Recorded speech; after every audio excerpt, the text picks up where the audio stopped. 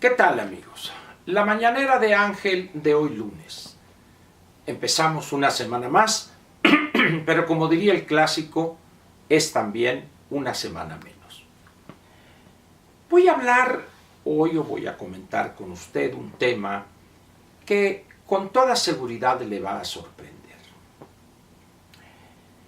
En el mundo, en los tiempos que corren, ha surgido una tendencia en la gobernación que en algunos países europeos, con orgullo del mismo gobernante que la ha implantado, que se llama gobiernos iliberales, es decir, en vez de ser gobiernos que estimulan la libertad, son gobiernos que procuran, por todos los medios a su alcance, legales a veces y en otras no tan legales, de suprimir algunas libertades. También la supremacía blanca y el rechazo al ajeno, a los que no son como ellos por el color de la piel, por religión, por historia y cultura. Y eso ha llevado a gobiernos como el de Hungría, que encabeza un señor de apellido Orbán, a estimular en las mujeres húngaras a tener más hijos. Hoy Hungría tiene una fecundidad menor a la tasa de reemplazo, es decir, menor a 2.1 hijos nacidos vivos por mujer durante su vida fértil, con miras a elevar el número de niños por mujer y de esta manera hacer un contrapeso a la presencia de nacionales de otros países, particularmente de aquellos países donde la religión musulmana es la que reina. Si bien los resultados han sido escasos, en el sentido de que las mujeres de Hungría hayan aceptado eso, hay una tendencia franca en algunos países europeos, Polonia sería el otro, en otros no en Europa, sino en los límites entre el cercano Oriente y Europa, como Turquía, donde esta visión supremacista y de rechazo al ajeno ha cobrado ya visos de legitimidad y adoptada esa visión por grandes grupos sociales. En otros países, particularmente los de América Latina, ha surgido una visión que llamaríamos la gobernación del pensamiento único. Esto es viejo, o sea, vamos a decir desde el siglo XIX, pero en los tiempos recientes, allá por los años 60, se arraiga ya con toda una teorización para soportar esto en la Cuba de los hermanos Castro. Este ejemplo cunde y algunos países intentan aplicar este modelo con fracasos rotundos en algunos casos y en los otros con éxitos muy pequeños y además muy cortos en el tiempo. El caso de Venezuela con Hugo Chávez y hoy de Nicolás Maduro es la prueba palpable, evidente del fracaso de esa intención de lograr el pensamiento único.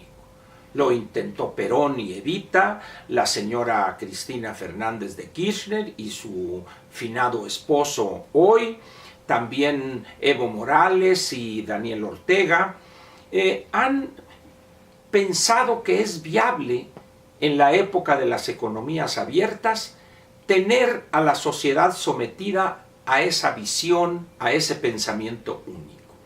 Por supuesto que esa visión es la del gobernante. En México hoy estamos frente a ese peligro. López está haciendo todo, con un grupo además de funcionarios que lo rodean, el equipo más cercano, que sacrificando dignidad personal y profesional e inclinándose de una manera ofensiva y vergonzosa para ellos y para los familiares que lo rodean, los cuales no es de extrañar que mañana o pasado le reclamen: ¿y tú, papá, por qué te comportaste de esa manera para llevar al desastre a este país? Sin embargo, ellos deberán rendirle cuenta a los suyos. Esa búsqueda de López del pensamiento único tiene por objeto gobernar sin oposición alguna, por pequeña que ésta fuere.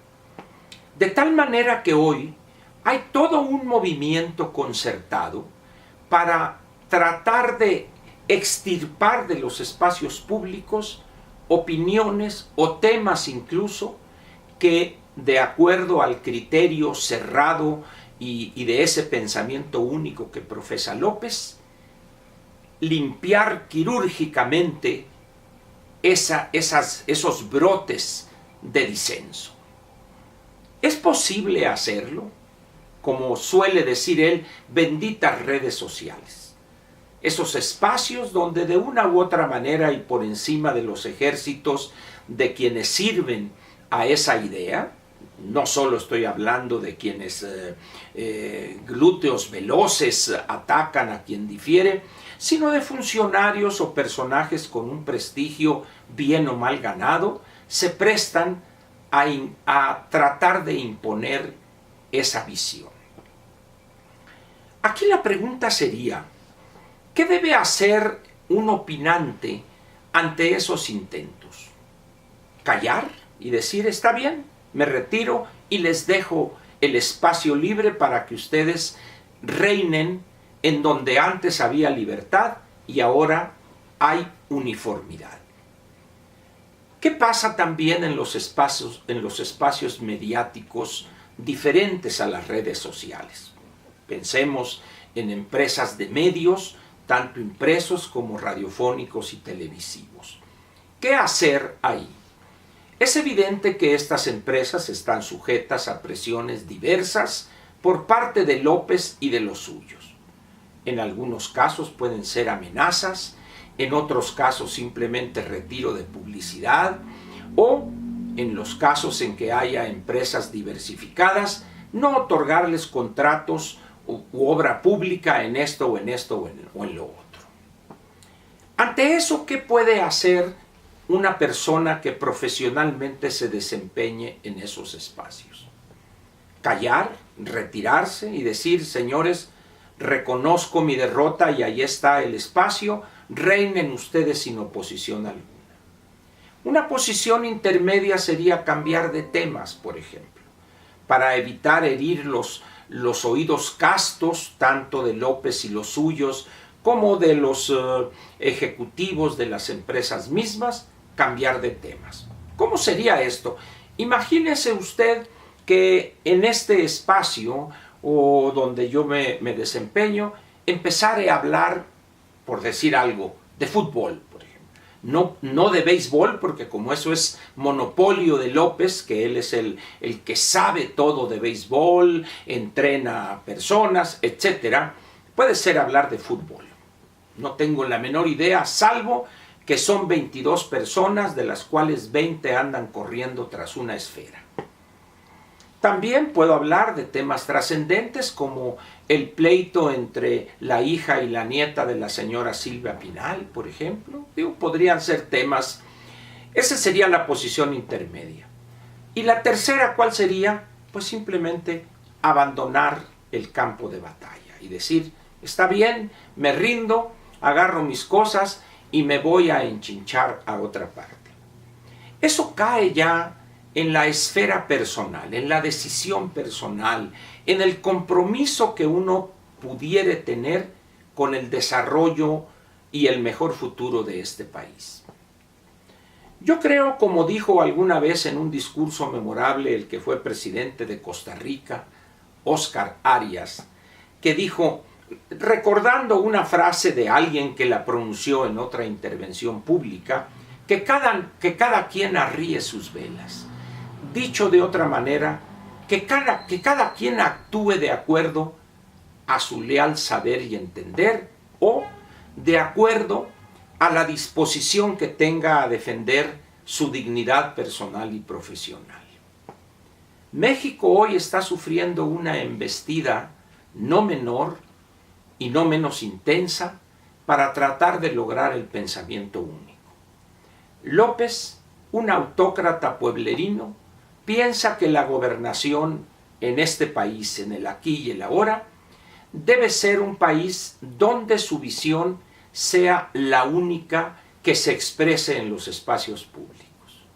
No importa si es una visión equivocada, menos aún si eso contribuiría a debilitar las ya débiles finanzas públicas, o también poco le interesa si buscaría utilizar los recursos del Estado no para hacer avanzar al país entero y construir o sentar las bases de un mejor futuro, sino simplemente fortalecer las clientelas que ya tiene y buscar otras con miras a la cuestión electoral en la elección intermedia. La decisión es personal, es de cada uno. No solo mía, sino también la de usted. Mañana, por ejemplo, bueno, desde hoy y mañana, que todavía quedará algún ruido mediático, ¿sobre qué discutirá usted? ¿Sobre la tragedia que está siendo la gobernación de López, lo que estamos viendo y padeciendo? ¿O hablará usted del resultado del juego de fútbol entre Estados Unidos, las elecciones de Estados Unidos y México? ¿O hablará usted del desempeño de la selección de Perú en otro torneo realizado en América del Sur, en Brasil, si no estoy equivocado? Que cada quien, pues, cumpla con aquello que considere su responsabilidad frente al país y, sobre todo, frente a la obligación que tiene con los suyos de buscar sentar las bases de un mejor futuro para ellos. Que cada quien pues arríe sus velas y que cada quien enfrente las consecuencias de sus decisiones. No hay muchas sopas, no le diré que se acabó la de fideos y nomás quedó la de jodeos, no. Cada quien encontrará su acomodo y dependiendo de sus valores, dependiendo de su dignidad personal, tomará la decisión que considere correcta. Que los hechos de cada uno digan lo que piensa. Habrá que analizar con cuidado si hay congruencia entre lo que se piensa y dice y entre lo que se dice y se hace. Por lo pronto le agradezco su presencia en esta mañanera de principio de semana. Y aquí lo seguiré mientras el cuerpo aguante, diría el clásico. Aquí nos estaremos viendo en estas mañaneras. Gracias.